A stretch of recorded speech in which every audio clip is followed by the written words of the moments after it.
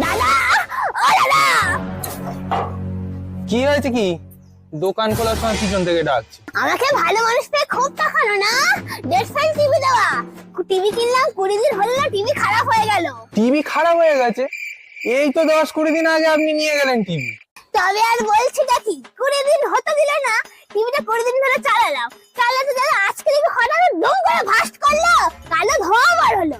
নতুন টিভি নিয়ে গেছেন ঠিক আছে, সেই যে চালিয়েছেন আর বন্ধই করেননি। টিভি আবার বন্ধ করে নাকি? জানতাম না তো।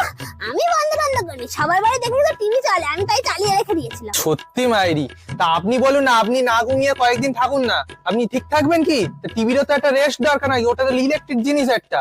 আমি জানি না ওসব, কোম্পানিও ছাড়াবে না আর আমিও জানি না ওসব। আপনি জান দেখি এখানে এরা এইভাবে লোককে ভর্তি খাইয়ে টিভি বিক্রি করে।